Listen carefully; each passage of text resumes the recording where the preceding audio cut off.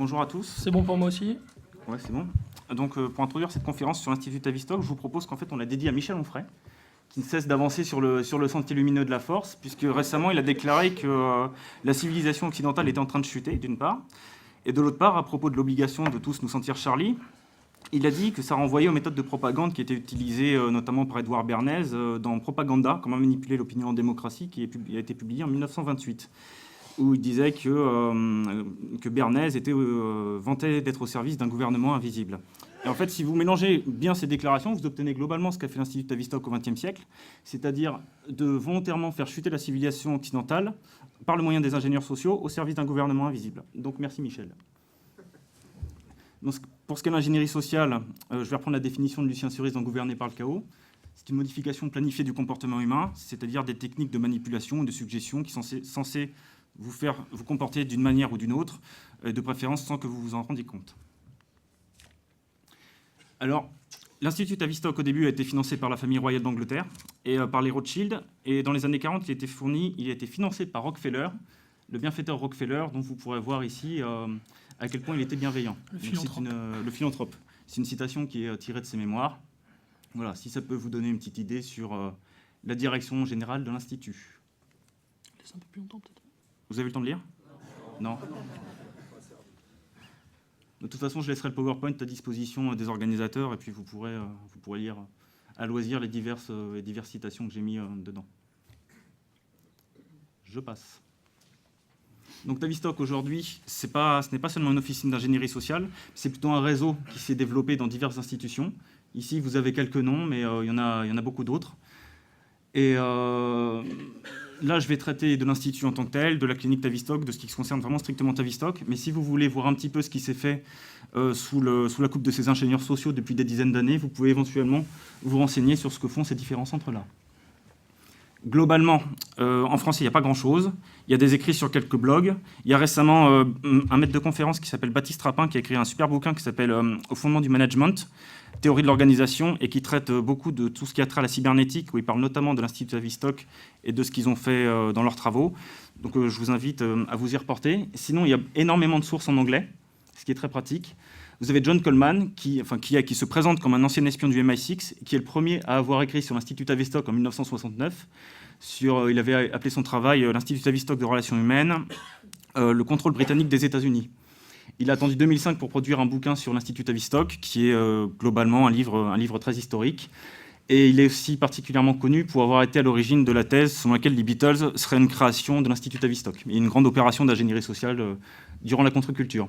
Vous avez les publications de Lyndon LaRouche, qui est un mouvement, qui autour de lui, c'est quoi, c'est un mouvement politique américain, oui, d'obédience plutôt marxiste, je dirais. Non, il y a une partie en fait du LaRouche Movement en fait fait partie officieusement du camp démocrate.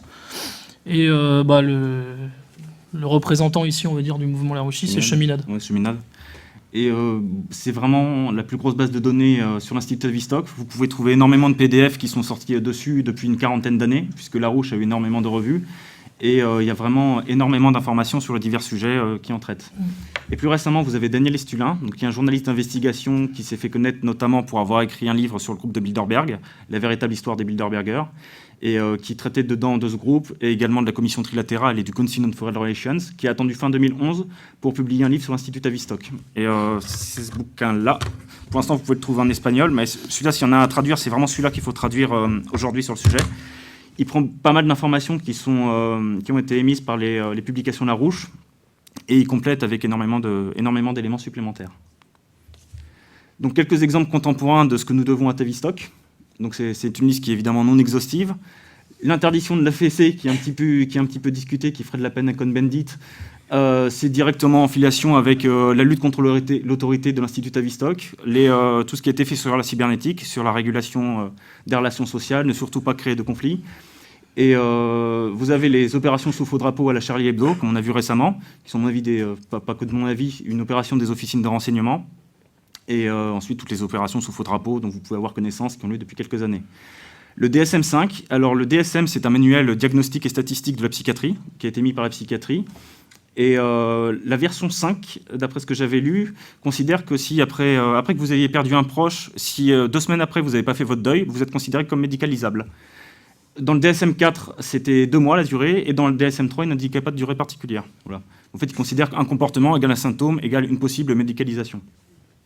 Ce qu'ils font avec les gamins qui considèrent comme étant victimes de troubles de déficit de l'attention avec hyperactivité, le TDAH. La Ritaline. Hein ? Consommation de Ritaline. Ouais, c'est ça. Et histoire de savoir d'où viennent certaines doctrines dont on pourrait être proche, il y a aussi la décroissance. Le premier théoricien de décroissance s'appelait Kenneth Boulding. Il était membre de l'Institut Tavistock. Et cette doctrine est née dans la foulée du rapport Meadows du Club de Rome sur les limites à la croissance, qui était un rapport néo-malthusien. Vous avez aussi les ONG, dont le fonctionnement s'inspire directement de la voie tracée par Edward Bernays, qui a travaillé avec Tavistock. Et vous avez aussi le forum conspirationniste, entre guillemets, qui s'appelle Godlike Production. Donc c'était pas sûr qu'il soit détenu par Tavistock, mais maintenant c'est clairement marqué sur leur fiche Wikipédia en anglais, qu'ils le détiennent eux-mêmes. Comme ça, ils peuvent profiler les mecs qui émettent quelques théories, ils peuvent lancer des fausses rumeurs pour ensuite orienter les gens vers des fausses pistes, et ainsi maîtriser un petit peu leur opposition. Donc globalement, je vais vous exposer quelques faits d'armes qu'on leur doit au XXe siècle, et ensuite je vous ferai quelques portraits pour que vous puissiez voir comment seulement quelques personnes peuvent avoir énormément d'influence. Et si certains veulent se renseigner, on leur doit à peu près ces choses-là. Bon, c'est pas moi qui les ai faites, hein. J'ai trouvé sur Internet, mais globalement, elles correspondent. On va commencer au commencement. Donc Coleman explique que l'ancêtre de Tavistock, qui s'appelle Wellington House, serait né en 1913, mais pour les sources ouvertes, moi j'ai trouvé 1914, donc je vous ai remis 1914.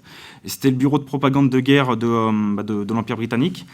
Et l'idée, c'était, sous l'impulsion de Lord Northcliffe, qui était un baron de la presse de l'époque et membre du très maçonnique groupe de Milner, de lancer des désinformations contre le Kaiser William II, qui pensait qu'il représentait un danger pour la suprématie britannique. Et donc, il a commencé à émettre des rumeurs, en fait, exactement les mêmes rumeurs qu'on trouve aujourd'hui contre Bachar al-Assad, qu'on trouvait contre Kadhafi, contre Saddam Hussein, je peux revenir en arrière, contre Milosevic aussi, et en disant qu'il y avait des femmes qui étaient violées, des enfants qui étaient empalés sur des baïonnettes, les femmes qui se faisaient couper les seins, des exécutions de masse, énormément d'arbitraires. Alors qu'en fait, ce n'était pas le cas. William II n'était pas particulièrement belliqueux, et en plus, il n'avait pas vraiment de total contrôle sur son armée. Donc les supports, ils étaient un peu plus rustiques que ce qu'on a aujourd'hui, mais il y a eu des faux témoignages, des faux dessins, des faux dossiers qui ont été montés. On peut en retenir 2. Il y a Louis Raymakers, qui était un dessinateur néerlandais qui publiait souvent des caricatures sur le Kaiser, donc qui a été encensé par Lord Northcliffe.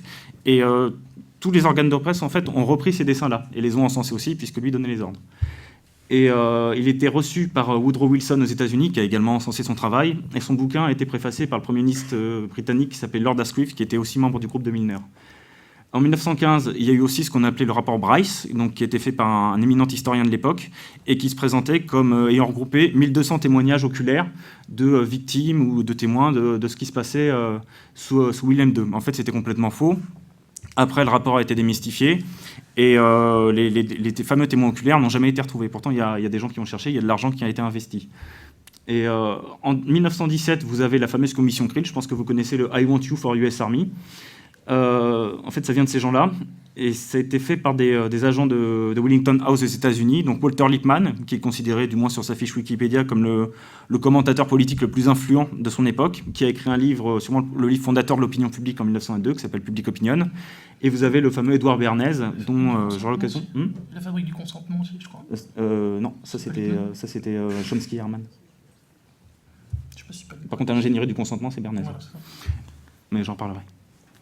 Ensuite, pour voir des méthodes un peu plus actuelles, vous avez la fameuse affaire des couveuses koweïtiennes, que vous connaissez peut-être, où il y a une jeune fille qui s'est présentée en pleurnichant à la tribune, en disant qu'elle avait vu les soldats irakiens jeter des bébés hors des couveuses, les piétiner. Et donc ça a évidemment retourné l'opinion publique, et qui est partie et ensuite poussée à la guerre, enfin ça a plus ou moins légitimé la guerre du Golfe. En fait, cette petite nana était la fille de l'ambassadeur du Koweït aux États-Unis, et l'opération a été financée à hauteur de $600,000 par l'ambassadeur auprès de la boîte Helen Knowlton qui bossait avec l'Institut Tavistock. Et qui a fait la campagne d'Hillary Clinton aussi, en 2008 je crois. En haut à droite, vous avez le massacre de Radchak, qui a été attribué à Milosevic et à ses hommes. Alors Elena Ranta, qui était une observatrice qui avait rendu un rapport officiel sur la question, est revenue plusieurs années après sur ses déclarations. Elle a dit qu'elle avait été forcée de dire ça, mais qu'en fait Milosevic n'y était pour rien. La troisième, j'ai juste mis pour rigoler, avec Colin Powell qui tient sa fiole de pisse en faisant croire que c'est de l'anthrax. C'est juste pour rigoler, donc je ne vais pas m'attarder dessus. Et en bas à droite, vous avez le massacre d'Oula, qui a été attribué à Bachar al-Assad. D'après mémoire, c'est l'armée syrienne libre qui l'avait perpétré. Ouais, en fait, voilà, ça c'est le Frankfurter Allgemeine Zeitung qui a fait une contre-enquête, qui a été très largement étouffée, et qui a prouvé que le massacre avait été commis effectivement par les pseudo-rebelles syriens. Ensuite, vous en avez d'autres que j'ai pas mis. Vous avez des fausses exécutions, décapitations devant des écrans verts. Vous avez Ben Laden qui, au fur et à mesure que les années avancent, a sa barbe qui rajeunit. Il y a plein de trucs comme ça qui sont pas forcément très bien faits. Ouais, Timisoara aussi, exactement. Ouais, ce qui est intéressant avec Timisoara, en fait, c'est qu'ils ont mis ça donc sur le dos de Ceausescu. Le charnier était faux. Et en fait, au même moment, les Américains étaient en train d'attaquer Panama City et de bombarder Panama City, sauf que toutes les caméras du monde entier étaient en fait tournées vers Timisoara et rien de ce qui se passait au Panama à ce moment-là n'était filmé. Pour reprendre sur le fil historique après la Première Guerre mondiale, donc la clinique Tavistock a été créée en 1920. Encore pour faire plaisir à Michel Onfray, juste en face, il y a la statue de Freud qui trône. Elle a été créée, alors officiellement elle a pris le nom de Tavistock parce qu'elle est située à Tavistock Square. Plus officieusement, c'est en l'honneur du bienfaiteur de la clinique qui s'appelle Herbrand Russell, donc un parent de l'eugéniste Bertrand Russell, qui était 11e duc de Bedford et marquis de Tavistock. Et l'idée de cette clinique, officiellement, c'était d'étudier les effets ce qu'on appelait les shell shocks, les orages d'acier, donc les névroses de guerre sur les patients, les traumas de guerre, et pour ensuite permettre de mener des thérapies sur des sujets, les faire guérir et puis les réinsérer dans la vie civile. Mais ça permettait aussi d'accumuler beaucoup d'informations pour savoir quel était le point de rupture psychologique d'une population et pouvoir éventuellement les appliquer, comme vous verrez certaines déclarations. Donc le premier directeur s'appelait Christian Miller, et celui qui l'a poussé vers la sortie, qui était son directeur adjoint, était John Growling Rees, dont je vais beaucoup vous reparler. Là, j'ai fait une erreur à la radio, j'ai dit que c'était Kurt Lewin qui était en 1932 le directeur, parce qu'il y a les deux versions qui circulent, mais après vérification, c'est bien John Growling Rees qui était directeur en 1932. Je vais vous lire une bonne petite citation de lui, ça permettra de passer rapidement sur les années 20, d'un texte qu'il a écrit en 1940 dans la revue Mental Health, volume 1, numéro 4. Plus particulièrement depuis la dernière guerre mondiale, donc depuis la première, nous avons beaucoup œuvré pour infiltrer les diverses organisations sociales de tout le pays. Et tant dans leur travail que dans leur positionnement, nous pouvons clairement voir combien les principes pour lesquels notre société, avec un grand S, donc leur organisation, et d'autres se bâtirent dans le passé, sont désormais acceptés comme faisant partie du régime de travail ordinaire de ces divers corps. Ceci est comme ce devrait être, mais pendant que nous nous en félicitons, ne nous reposons pas sur nos lauriers et gardons en tête que l'ampleur de la tâche qui nous attend est encore plus grande. De la même manière, nous avons mené une attaque utile à l'encontre d'un bon nombre de professions. Les deux plus faciles furent bien entendu l'enseignement et l'Église. Les deux plus difficiles sont le droit et la médecine. Quiconque dont la mémoire ne remonte ne serait-ce qu'à une douzaine d'années ne pourra que réaliser à quel point le changement est important dans l'esprit des professionnels, tandis qu'indubitablement d'autres, visionnaires, verront combien il nous reste à accomplir. Si nous voulons infiltrer les autres activités sociales et professionnelles, je pense que nous devons imiter les régimes totalitaires et mettre en place une activité de type 5e colonne.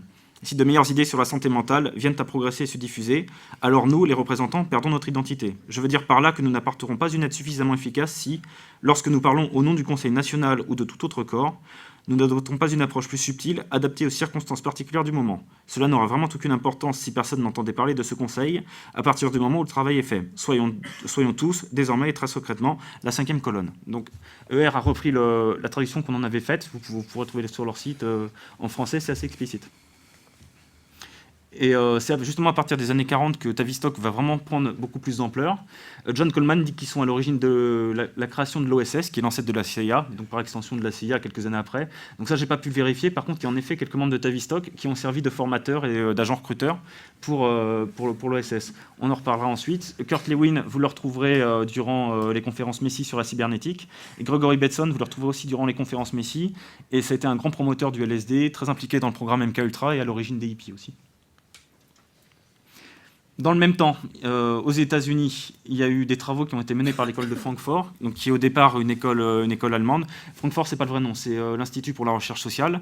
Elle a été interdite sous Hitler, et donc les mecs sont partis aux États-Unis. Il y a Max Horkheimer que vous voyez à gauche et Theodor Adorno, donc qui serait derrière la composition de la musique des Beatles, d'après Coleman, qui sont allés aux États-Unis. Et ils ont, à partir de 1943, ils ont commencé à faire une étude sur les préjugés, pour voir si les Américains étaient antisémites. L'année suivante, ils ont été financés par l'American Jewish Committee et la fondation Rockefeller. Et ils ont eu un service comme ça, un service dédié où ils pouvaient travailler. Et en 1950, ils ont publié un livre qui s'appelle « La personnalité autoritaire », où il disait qu'il fallait absolument mener des réformes sociales, que la croyance en Dieu des Américains était problématique, que leur patriotisme était intrinsèquement fasciste. En fait, on s'entendrait se faire reprocher d'être français et d'aimer la France aujourd'hui. Donc vous voyez directement d'où ça tire ses sources. Et en fait, leur livre était complètement biaisé, puisque c'est censé être une étude neutre, comme prétendent le faire les sociologues. Mais déjà, plusieurs années avant de commencer leur travail, ils avaient dit qu'il fallait absolument détruire tout ce qui était sentiment patriotique et religieux chez les Américains. Et une petite citation de ces messieurs. « Les techniques pour vaincre la résistance, développées principalement dans le champ de la psychothérapie individuelle, peuvent être améliorées et adaptées pour une utilisation avec des groupes et même pour un emploi à grande échelle. Nous n'avons pas besoin de supposer que l'appel à l'émotion appartient à ceux qui s'efforcent de lutter dans le sens du fascisme, tandis que la propagande démocratique doit se limiter à la raison et se restreindre. Si la peur et l'esprit destructeur sont les sources émotionnelles majeures du fascisme, l'éros appartient principalement à la démocratie. » Donc promotion de l'éros qu'on retrouvera durant le libéralisme libertaire et toute la vague de contre-culture des années 60. Sujet central chez Tavistock, donc le contrôle mental, également connu sous le nom de mind control. Donc la version douce qui est la cybernétique, avec les conférences sur la cybernétique sur cette photo qui ne fait pas du tout ésotérique. Vous avez donc, vous retrouvez ici des membres de Tavistock, Kurt Lewin, Margaret Mead, vous avez Paul Lazarsfeld qui a collaboré avec eux, John von Neumann, qui est le père de la bombe atomique, plus ou moins dans le projet Manhattan et de la cybernétique. Non. Et vous avez Norbert Wiener, qui est le père de la cybernétique moderne. Et je ne les vois pas tous très bien, mais de toute façon, je vais vous égrener les noms juste après. Donc, la cybernétique, en fait, c'est un moyen, officiellement, c'est un moyen d'unifier diverses sciences pour trouver un fonctionnement général du comportement humain. Officieusement, c'est plutôt anticiper sur les réactions pour pouvoir justement contrôler le comportement humain. C'est un peu dans la continuité de ce que préconisait directement l'Institut Tavistock. C'est né plus ou moins dans la suite des débuts de la théorie de l'information, des années 40, qui est très liée à l'informatique. Il faut remonter à la fin du XVIIIe siècle, c'est-à-dire à partir du moment où, avec l'industrie naissante, on a commencé à décomplexifier les tâches, et où on finissait, comme Chaplin dans les temps modernes, à faire un boulon à chaque fois. Et avec l'arrivée de l'informatique durant les années 30, ils ont cherché à recomplexifier ces tâches-là pour en faire des machines de plus en plus complexes qui aboutissent aujourd'hui à ce qu'on connaît. Et ils se sont dit sûrement que le cerveau humain fonctionne pareil. Il y a beaucoup de similitudes structurelles en effet. Et à partir de là, ils pouvaient savoir comment un cerveau traite de l'information et comment anticiper sur un comportement. Donc, comme je l'ai dit, il y avait plusieurs membres de Tavistock que vous avez pu lire ici. Juste William Sargant n'était pas membre des conférences Messi, mais il a été financé par la fondation Messi. Et lui, il avait écrit un bouquin qui s'appelle, donc il était de Tavistock, il a écrit un bouquin qui s'appelle Battle for the Mind, donc la bataille pour l'esprit, et le titre en anglais c'est Physiologie de la conversion et du lavage de cerveau. Et traduit en français, c'est juste Physiologie de la conversion religieuse et politique. Mais bon, le programme y est, quoi. Et ce groupe cybernétique a inauguré la Fédération de santé mentale en 1948, dont le premier président a été John Growling-Grise, donc je vous ai déjà lu une bonne citation tout à l'heure. Sur ces choses-là, un petit point intéressant à savoir, c'est que sur ces grandes organisations, le premier président de l'Organisation mondiale de la santé s'appelait Brock Chisholm. C'était un Canadien qui était très ami avec John Growling-Grise et qui a appliqué les mêmes méthodes de Tavistock de contrôle mental au Canada. Et en parallèle, on peut dire que l'UNESCO, c'était Julian Huxley, qui était son premier président et qui lui était eugéniste et frère d'Aldous Huxley. Society, ouais, son frangin. Voilà. Ensuite, sur les autres membres des conférences Messi, vous avez Paul Lazarsfeld, qui avait travaillé avec Tavistock. Vous avez Max Horkheimer de l'école de Francfort, dont j'ai déjà parlé tout à l'heure. Vous avez Warren McCulloch, Walter Pitts, qui a ensuite travaillé au MIT, où on a aussi retrouvé Kurt Lewin. Bref, que du beau monde. Le MK Ultra. Donc c'est un projet qui a été un projet vraiment de contrôle mental plus dur, qui a été déclassifié. Qui a été déclassifié il y a quoi, quelques dizaines d'années, 20 ans, 30 ans, peut-être. Et en quoi ça consiste? Le projet est né en 1951, au début il s'appelait Bluebird, donc là ça renvoie clairement à un poème maçonnique du début du XXe siècle de Ruben Dario qui s'appelle L'oiseau bleu de la liberté, donc le Bluebird. Et d'après Stulin, ce qu'on appelle un Bluebird, c'est une victime d'un programme de contrôle mental. Ensuite ça s'est appelé Artichoke et officiellement, en 1953, ça devenait le MK Ultra.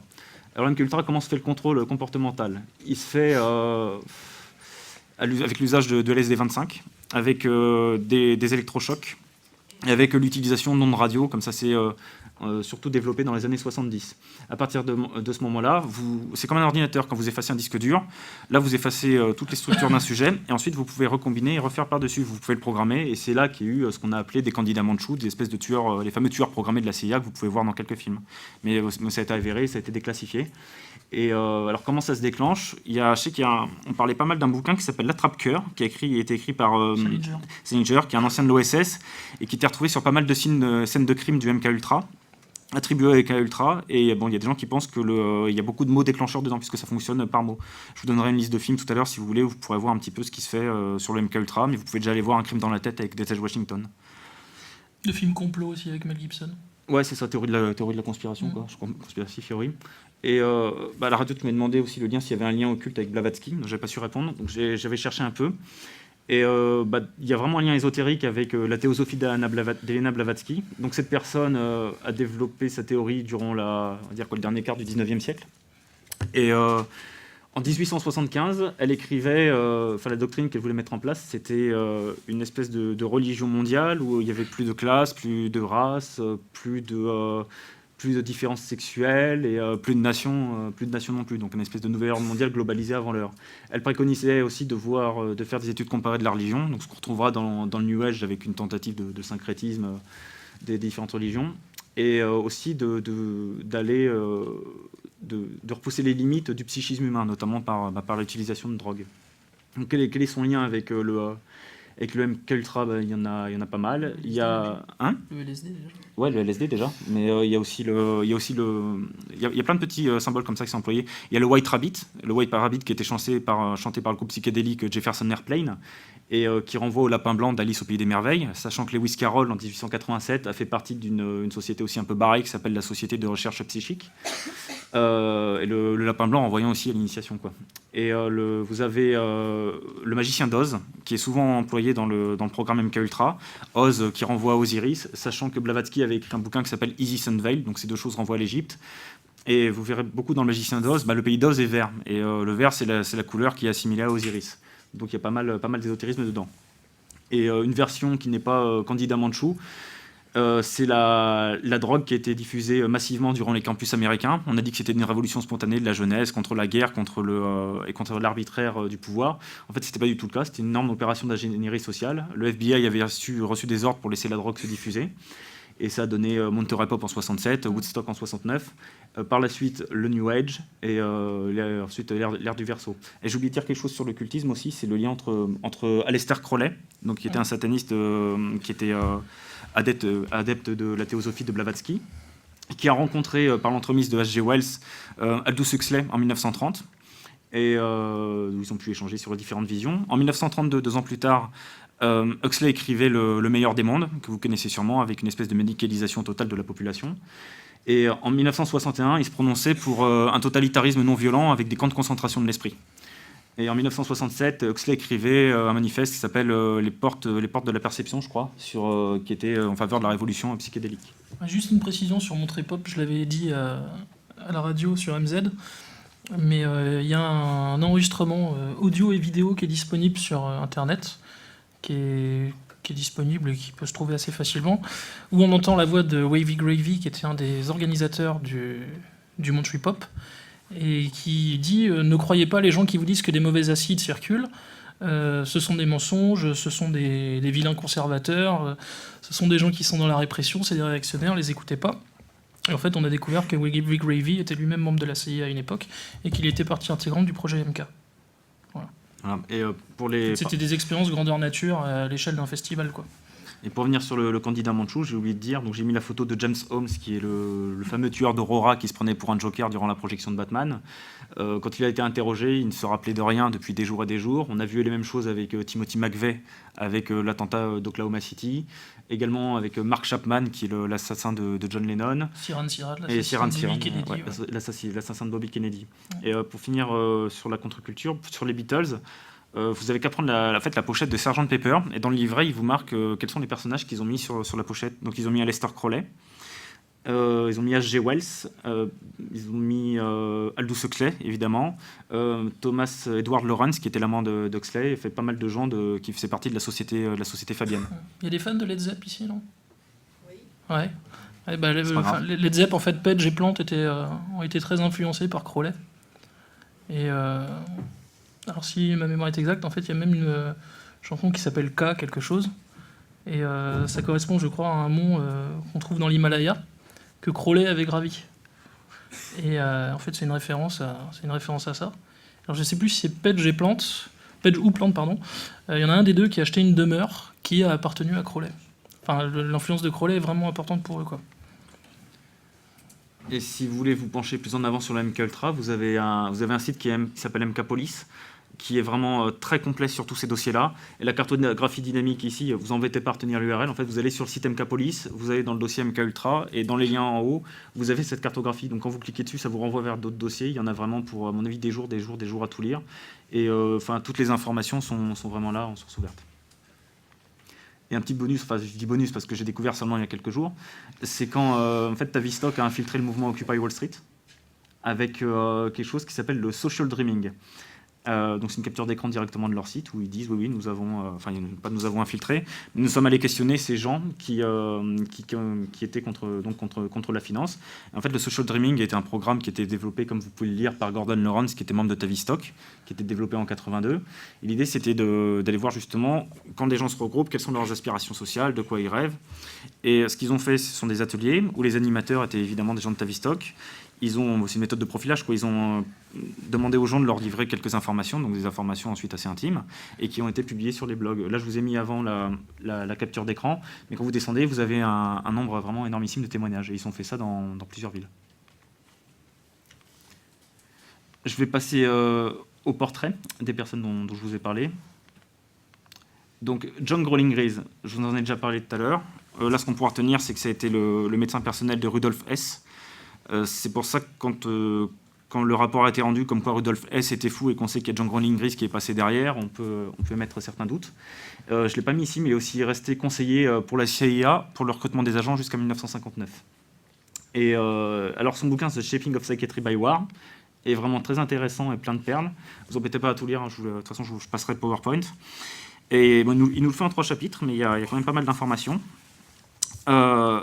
Où il explique qu'avec la responsabilité qu'a pris la psychiatrie après la Première Guerre mondiale, après avoir soigné justement tous les désordres des victimes de guerre, ça devait pouvoir naturellement s'étendre à la vie civile, puisque ce qu'ils appellent névrose de guerre, dans la vie civile, ils appellent juste ça des désordres émotionnels.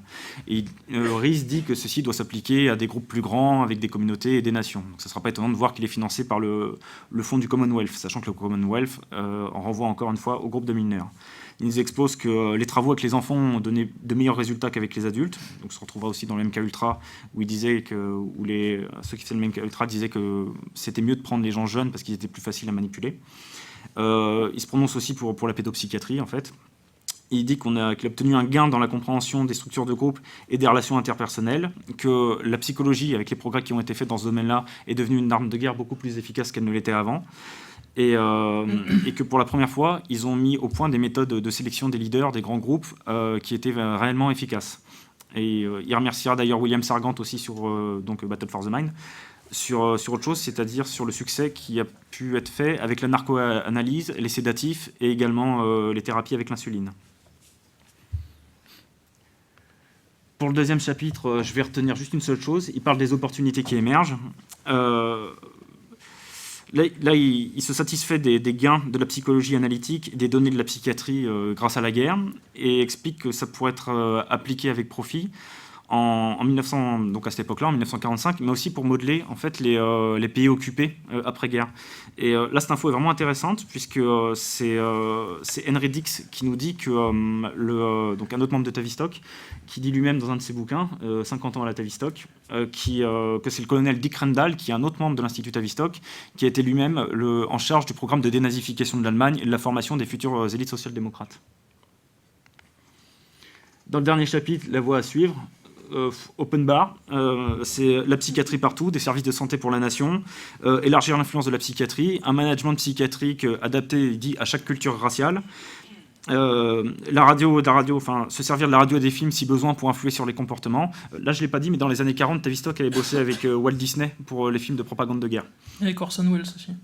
Ouais, la fameuse fausse invasion, la guerre des mondes. Ouais, en fait, c'était un programme Tavistock. Mais en fait, il y avait Wells, mais derrière, c'était quelqu'un qui s'appelait Aldec Cantril, qui était psychologue à la Tavistock.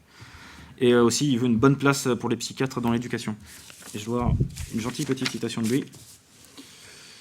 Il dit: devrait y avoir des groupes et des équipes à l'œuvre partout dans le monde qui rassemblent leurs découvertes et travaux dans le but commun de résoudre les problèmes sociaux, économiques et spirituels des communautés et des nations. Excusez-moi. Je vais passer à quelqu'un qui s'inscrit directement dans sa filiation, Frank Kitson, qui est très méconnu en France. Dont je vous parlais tout à l'heure. Ouais, pourtant, on peut tous penser que lui aussi est Charlie, puisque il est considéré comme le théoricien des opérations sous faux drapeau. Il a servi comme officier de renseignement en 1945 en Allemagne. En 1953, il était envoyé au Kenya pour lutter contre la rébellion Momo et pour l'écraser. Et à partir de là, il a monté ce qu'on a appelé ce qu'il appelle des counter-gangs. Ce sont des pseudo-gangs. C'est-à-dire, ils font prisonnier quelques membres d'un gang. Il leur lave le cerveau version Tavistock. Lui, il présente la chose différemment. Il dit qu'ils le font craquer, puis qu'ensuite, ils l'intègrent dans le groupe. Et à partir de là, il renvoie la personne dans le gang sans que le gang sache que la personne a été faite prisonnière. Et cette personne peut ensuite l'équivalent d'un candidat mandchou conditionné, qui rapporte des informations et pour permettre de localiser ce gang qu'ils n'arrivaient pas à localiser, et ensuite pouvoir éliminer les membres du gang, justement. Sachant que Kitson est allé jusqu'à construire des faux villages africains où il a intégré ces pseudo-gangs et où ensuite il y avait des Africains qui étaient sympathisants des gangs qui venaient justement donner des informations. Il a pu les détruire comme ça. Tu parleras peut-être de l'IRA, du Bloody Sunday aussi.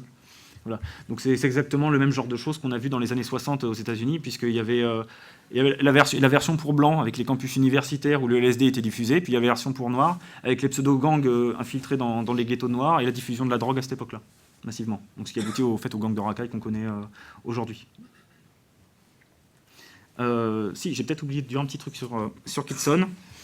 Je vais citer un article de Minicello de 1974, donc qui travaille avec Larouche, et qui nous dit: aux États-Unis, la Law Enforcement Assistance Administration, LEAA, fondée par la CIA, prit le contrôle du réseau de lavage de cerveau que la CIA avait mis sur pied dans les prisons nationales quelques années plus tôt pour détruire le mouvement noir.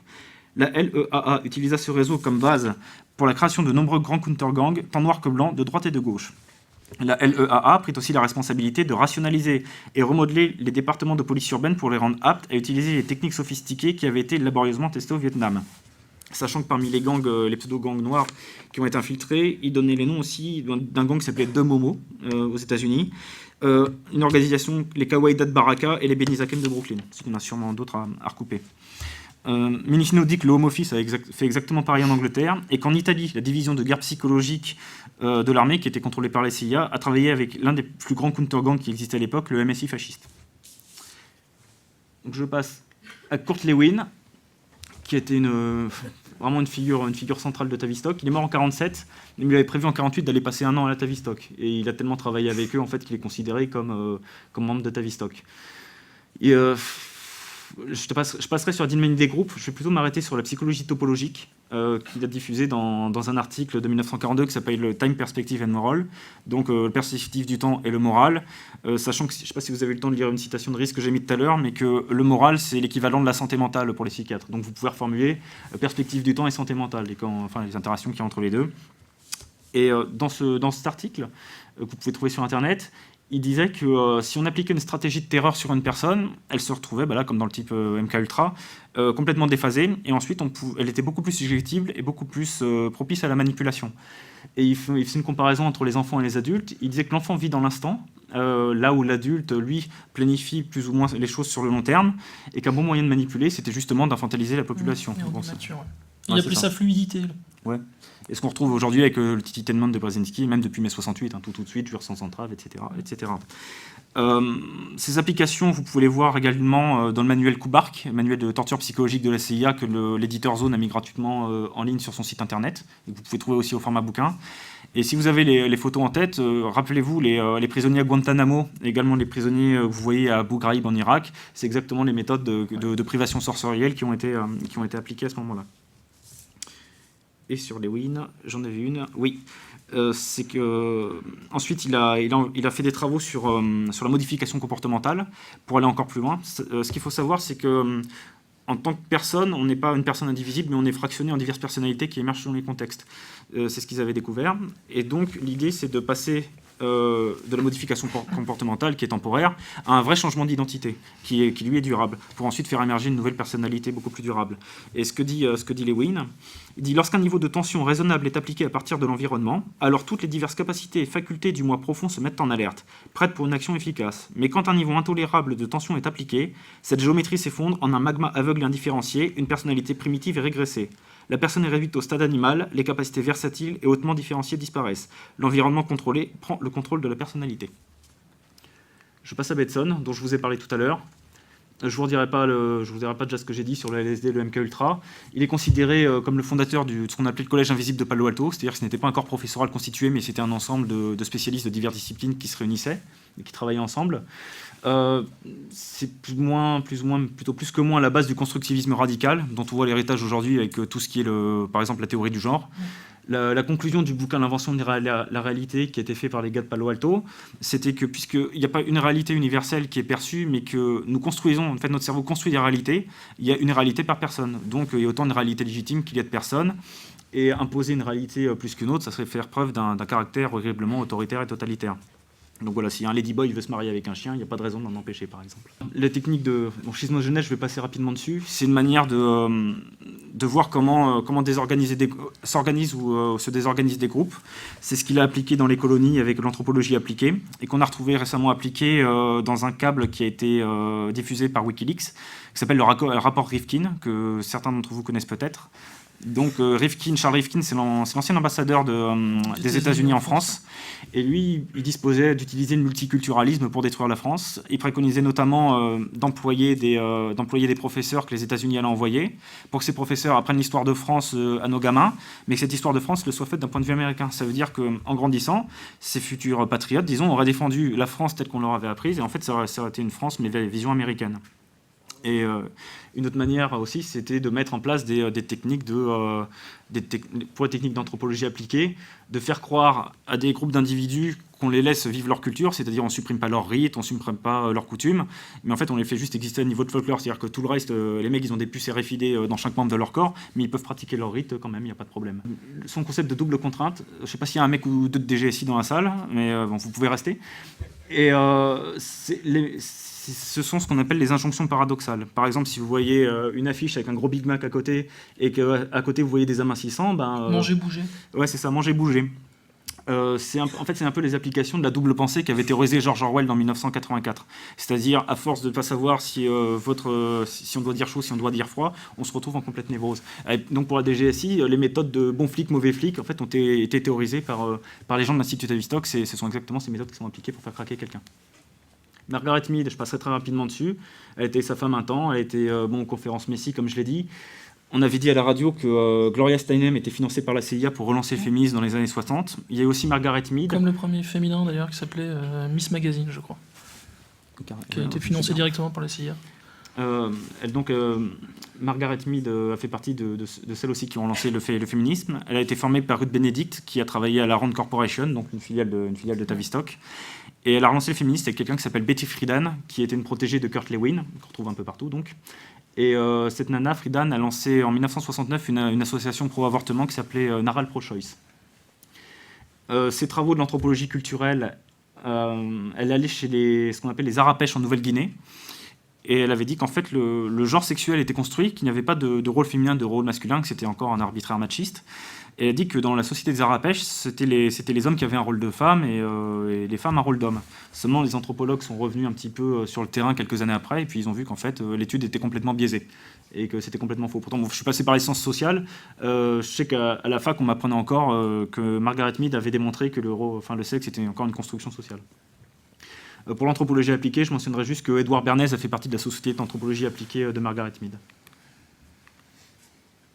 Wilfred Bion, donc j'ai lu quelques éléments sur lui, je ne l'ai pas lu, je vais vous le mentionner très rapidement, puisqu'il c'est un peu celui qui a créé la dynamique de groupe, la thérapie de groupe que vous pouvez voir dans les séries américaines. Par exemple, vous êtes en groupe, il y a un psychiatre au milieu, vous dites bonjour, je m'appelle Maurice Gendre, j'ai un problème, je crois que l'ingénierie sociale existe. Tout le monde dit bonjour, Maurice, expliquez-nous votre problème. Voilà, c'est exactement ces choses-là. C'est lui qui les a mis en place, en fait. Désolé. Et à noter qu'il a été aussi un bon disciple de Wilfrid Trotter, qui était un peu un maître à penser pour Édouard Bernays. Trotter qui a diffusé en langue anglaise les travaux sur la psychologie des foules de Gustave Le Bon et qui a fait aussi des études sur le comportement de masse. En dernier, le père Bernays, donc neveu de Freud, puisque la femme de Freud s'appelait Martha Bernays. Donc peut-être vous le connaissez sûrement, l'opération Les Torches de la Liberté sur demande du lobby, du lobby. C'est le qui strike. Du tabac, ouais, c'est ça, du lobby du tabac, pousser les femmes à la fumette en public. Voilà. Ils ont brandi leurs cigarettes à la fin d'une manifestation donc de féministes. Et donc le fait de fumer était montré phallique comme un symbole phallique et d'émancipation, d'où le nom de l'opération Torche de la Liberté. C'est ça. Le Guatemala en 1954, c'est un coup d'État monté par la CIA avec l'aide de Bernays, donc 200 000 morts. Et je vais plutôt vous parler de son bouquin The Engineering of Consent, qui est pratiquement introuvable. Je sais que j'avais fait des recherches pendant 3 jours sur le net, j'en ai trouvé 10 exemplaires. J'ai chopé le moins cher, mais il coûtait quand même $250. Et il se trouve vraiment pratiquement plus, quoi. Et ce livre est assez intéressant à divers titres, puisqu'il nous parle directement d'ingénierie sociale dedans, où il explique que l'ingénierie sociale, en fait, est une application, pour lui, pratique des sciences sociales. Il sous-titre son bouquin Une approche scientifique des relations publiques. Il va en faire l'équivalent d'une science dure, c'est-à-dire vraiment où la marge d'incertitude serait réduite à zéro, où on pourrait vraiment planifier et anticiper les comportements pour beaucoup mieux, alors il dit pas manipuler, il dit orienter l'opinion publique et la recalibrer en cas de mauvaises décisions. Donc il s'appuie sur les sciences du comportement qui ont permis de perfectionner ces méthodes. Il cite diverses disciplines qui ont permis d'aller plus loin dans la connaissance du comportement et des réactions. À cette époque, il parle de sociologie, d'anthropologie, de la psychiatrie, de la psychanalyse, de la psychologie. Aujourd'hui, on pourra rajouter la théorie du chaos, les neurosciences, la programmation neurolinguistique aussi, les sciences cognitives et sûrement d'autres. Et pour lui, les relations publiques sont censées gagner le soutien du public et ont 3 fonctions. Ajuster les comportements, influencer et persuader. Il dit que la persuasion est inséparable d'un mode de vie démocratique. Bon, c'est peut-être pas la même définition qu'on a de la démocratie, mais c'est en tout cas la sienne. Et ce qu'il nous dit, c'est que le but ici est de déterminer comment les méthodes d'ingénierie peuvent être appliquées pour résoudre les problèmes. Donc c'est toujours la manière tavistocienne de présenter les choses de manière positive. Et on y retrouve diverses méthodes de Tavistock, c'est-à-dire l'utilisation de projections visuelles et auditives de symboles, la création d'identifications mimétiques à la fois des personnages, des actions, des pensées et des manières de vivre, donc avec l'émergence de leaders culturels, des analyses des structures de pensée ethniques et de groupes, l'appel à des chercheurs en opinion publique, des experts en film, en télévision, etc. etc. Ensuite, pour le processus, c'est très important.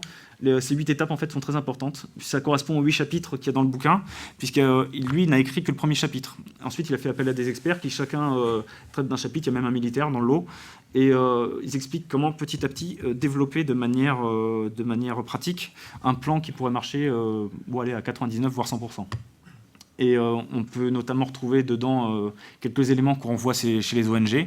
Pour reprendre ce que je disais au début, c'est par exemple mettre dans un comité des personnes qui sont de prestige pour légitimer une action d'ONG. J'ai mis Transparency International, mais, parce que je n'ai pas travaillé sur beaucoup d'ONG, mais vous en avez sûrement un paquet d'autres, c'est le fonctionnement habituel. Coleman dit que ce livre a servi de feuille de route à Tavistock pour les années 50, 60 et toutes les années à venir. C'est à mon avis le cas, mais on fera se pencher un peu plus longuement dessus. Si je n'ai pas été clair sur certaines choses, vous n'hésitez pas à me le demander dans la séance de questions-réponses, et puis je vais passer la parole à Maurice.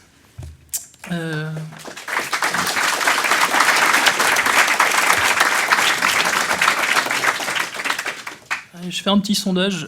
Avant que Thibaut vous en parle tout à l'heure, est-ce qu'il y avait des gens dans la salle qui avaient entendu parler de Kitson ? Ouais, Lucien, tu triches, on sait. Ouais, Lucien, bon, tu triches, mais... À part Lucien, non ? D'accord. Ouais, bon, ça fait vraiment très peu de monde. C'est logique. C'est fait pour. C'est le genre de personnes, en fait, extrêmement importantes, qui ont joué un rôle fondamental à travers les décennies, dont on n'entend jamais parler, confèrent tous les personnages dont Pierre Hillard a parlé maintenant depuis plusieurs années, et dont, avant ses travaux, dont personne n'avait jamais entendu parler quasiment, quoi. Alors, je vais vous lire un bref passage en fait concernant Kitson, qui était le général britannique dont vous a parlé Thibaut tout à l'heure. Il avait travaillé sur la répression des mouvements anticoloniaux en Malaisie, à Chypre et donc surtout au Kenya. C'est là qu'il a fait, on va dire, ses classes. Et en Irlande, mais ça j'y reviendrai après. Et il a écrit un ouvrage très cyniquement intitulé « Opération de basse intensité, subversion, insurrection et maintien de la paix ». Alors le livre a été publié en 71 et il a été très très très vite retiré. Mais bon, il y a quelques exemplaires qui circulent encore.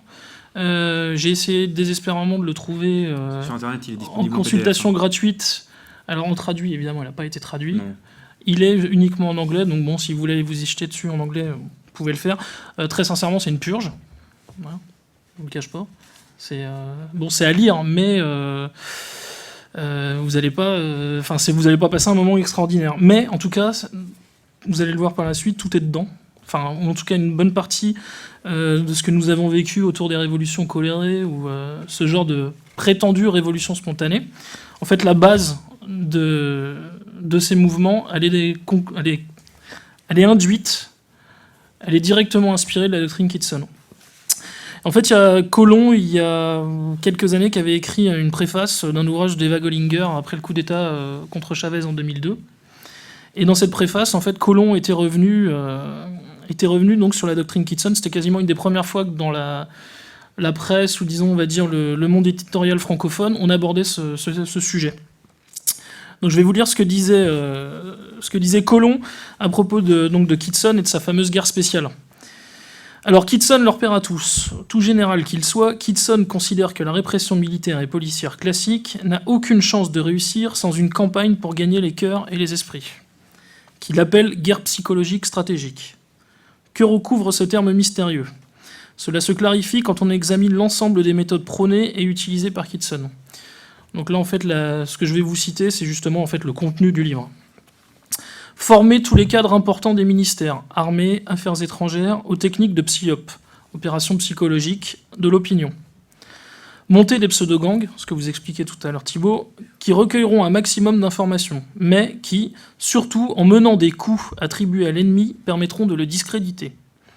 Employer les forces spéciales, dans son cas c'était les SAS, pour réaliser des attentats qui seront attribués à l'ennemi afin d'augmenter la tension et justifier la répression. Créer des divisions, par exemple en provoquant une guerre de religion. Fabriquer de faux documents, black propaganda, qui seront attribués à l'ennemi afin de le discréditer. Infiltrer des agents ou recruter des traîtres, par chantage ou corruption, au sein des organisations de l'adversaire, toujours afin de le discréditer, voire de provoquer des scissions. Militariser l'info de la BBC et y censurer totalement le point de vue adverse. Bon, là, vous remplacez BBC par les chaînes que vous voulez. Filtrer l'information à destination de la presse internationale et s'y assurer des complicités. C'est pas très compliqué. Fournir des documents photographiques pour influencer l'opinion. Utiliser des journalistes comme espions sur le terrain. Utiliser la musique pour attirer des jeunes avec un message apparemment dépolitisé. Excuse-moi. Sur l'utilisation de la musique, donc on a vu ce qui avait été fait aux États-Unis dans les années 60. Il y a Igor Panarin qui est un Russe qui travaille beaucoup sur tout ce qui est guerre de l'information, qui attribue lui très clairement mai 68 en France à l'Institut Tavistock. Et tout ce qui a eu en accident depuis, il l'attribue également à l'Institut Tavistock. Voilà. La CIA qui est financée. La CIA, ouais, mais il l'attribue. Ah, ça, je ne savais pas. Mais en tout cas, sur Tavistock, mai 68, c'est eux qui l'attribuent. Il y a le nom d'une militante d'attaque dont le nom m'échappe, qui avait évoqué l'influence des réseaux atlantistes dans mai 68. Et j'ai oublié son nom, je suis navré. Possible, ouais. Et je sais qu'elle a été écartée d'ailleurs d'attaque. On lui a dit, bon, t'es gentil, mais tu iras parler à côté. Donc utiliser la musique pour attirer des jeunes avec un message apparemment dépolitisé, mettre en place et populariser de faux mouvements spontanés, présentés comme neutres et indépendants, en réalité financés et téléguidés, afin de diviser et affaiblir le soutien au camp adverse. Alors sur ce dernier point, Colomb fait une aparté, il fait une petite parenthèse.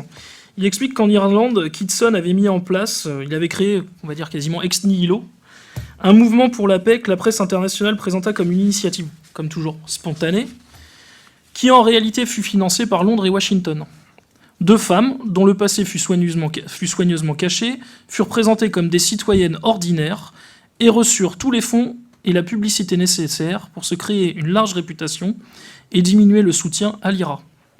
En Irlande même, elles furent, après 1 an et demi, démasquées et discréditées, mais pas à l'étranger. Voilà. En fait, donc Kitson, évidemment, pose, avec un autre personnage dont je vais vous parler dans quelques instants, ce qu'on a appelé les révolutions de couleur. Et c'est un personnage qui est central, mais dont on ne parle quasiment jamais.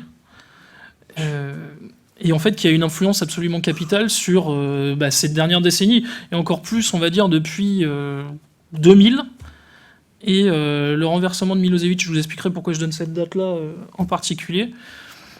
Parce que c'est à partir réellement de cette date que les nouvelles méthodes en fait, de révolution prétendument spontanée vont se mettre en place. C'est la révolution qui, en 2000, va renverser Milosevic. Donc je vais aborder un autre personnage qui peut-être vous dira un peu plus de choses. Gene Sharp. Je ne sais pas si ça dit quelque chose à quelqu'un. Pas plus. D'accord. Pardon ? Albert Einstein, je crois qu'il y a une ONG Albert Einstein. Voilà, c'est ça. Albert Einstein Institution, ouais, exactement. Alors en fait, il est présenté un peu rapidement comme le gourou des révolutions arabes, du printemps arabe. Et en fait, ce personnage est né le 21 janvier 1928 et il est surnommé le Machiavel de la non-violence ou le Clausewitz de la guerre non-violente. Et il est ancien professeur à Harvard. Et effectivement, il est fondateur de l'Albert Einstein Institution. Alors, il a écrit un manuel, un ouvrage de 137 pages qui s'appelle « De la dictature à la démocratie », qui est également disponible, que vous pouvez consulter, qui est beaucoup plus intéressant, je trouve, à lire que le Kitson. Enfin, je crois qu'il est en français, ouais, il me semble. Il a dû être traduit. Et il y a 198 méthodes d'action non violente qui sont citées. Je vais vous en donner quelques-unes qui sont assez amusantes.